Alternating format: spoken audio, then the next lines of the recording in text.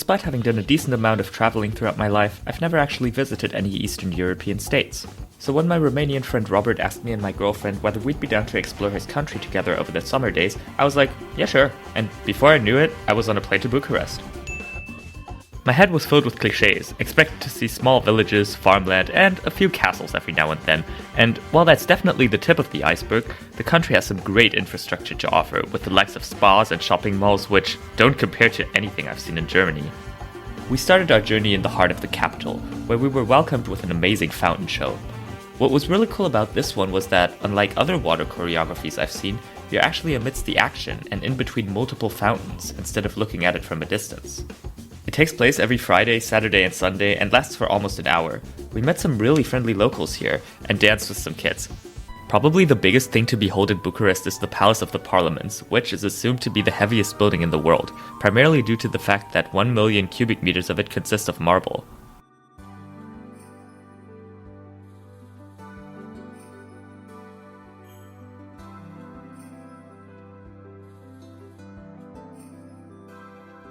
We were guided around the Parliament seat for about an hour, and got a fine look at the breathtakingly large crystal chandeliers, as well as the works of art that hung on the walls. After we completed our tour, our guide told us that we had only seen about 6% of the building. Having experienced the more political side of the country, we found ourselves in desperate need of some simple mental relaxation. And what better way to go about it than watching a game of football between Football Club FCSB and CFR Cluj. I hope I pronounced that correctly. Our path to the stadium already warned us that this was no ordinary matchup, or anything close to what I've seen in Germany, which is already a very football-enthusiastic country. Even though the tension was palpable, we tried to have a fun time leading up to the kickoff, and it all paid off when we took our seats in the stadium and got blessed with a view over the entire field and fans. It was a fairly stale matchup, with a penalty from the home team deciding a 1-0 game, but it was an atmosphere unlike any other I've ever experienced. So, Bucharest is a fine city, with cozy restaurants and very big, well-kept parks, which make for a nice afternoon stroll. But what about the castles, you may ask? How much garlic do I need to sufficiently defend myself from Count Dracula himself? Well, we visited those next, with Robert's dad driving us 4 hours across the country to behold these folklorized fests of mankind. Massive shout out to Robert's dad for driving us, by the way. #mitite. We visited 2 castles, the Pelish Castle and the Bran Castle. Our first stop was at the Pelish Castle. While the castle is largely built in a neo-Renaissance and Gothic revival style, what immediately struck us was the clash of cultures that was to be witnessed here.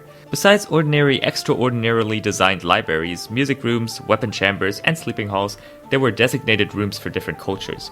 We saw a room for the Middle East and one for China, with hand-painted vases amongst the ornaments.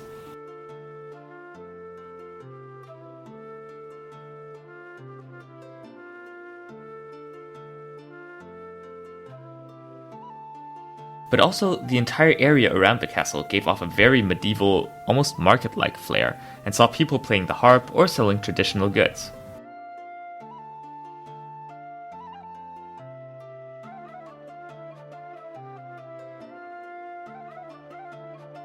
In comparison, the surrounding area of Bran Castle, which we visited afterwards, was a lot more touristy, although some tradition shone through here and there.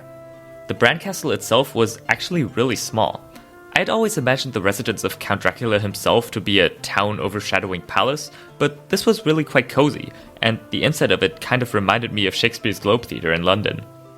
Also, while researching for this video, I just found out that Bram Stoker, the guy who wrote the Dracula novel, apparently knew nothing about the existence of Bran Castle. His description in that book also doesn't align with how the castle actually looks. Resolves a lot of my questions. The different rooms in the Bran Castle all gave us insights into Romanian folklore. Definitely understandable why Elon Musk decided to rent the place to celebrate Halloween last year. It really stood in stark contrast to the Pelish Castle, because while that one was built mainly with the well-being and enjoyment of the king in mind, the Bran Castle served as a fortress and had to be equipped with a lot more weaponry and defensive measures. The castles were probably my highlight of the trip, and should definitely be visited if you choose to go. I mean, which tourist decides to go to Romania and does not immediately think of vampires and folklore? Our final destination during our vacation was the seaside. Robert's dad, again, massive shout out, drove us to Olymp, a great place to just drift off, gaze out at the ocean, and let your thoughts wander. One of the coolest events to happen here was when the pop star Smiley sung at a small local beach bar for us. Smiley is one of Romania's biggest stars, with almost 1 million followers on YouTube, and we had heard a lot of his songs on the radio previously, so it was a great surprise seeing that he was giving a concert to the just around 50 people that were there at the beach bar. Robert told us that there were apparently a lot of celebrities that came to this beach. On one day, I decided to just start playing football on the beach with some children. Turns out they were the sons of Jasmin Latovljevic, a former Romanian left-back who used to play for Galatasaray, and he actually joined us on the beach and played with us for a while. It's really great to think about what interesting experience you can have during your vacation, if you just dare to explore a little bit, and Romania definitely provided that room for exploration. If you enjoyed the impressions, feel free to leave a thumbs up beneath the video, and post a comment telling me what location you would have liked to visit the most. See you in the next video, bye bye!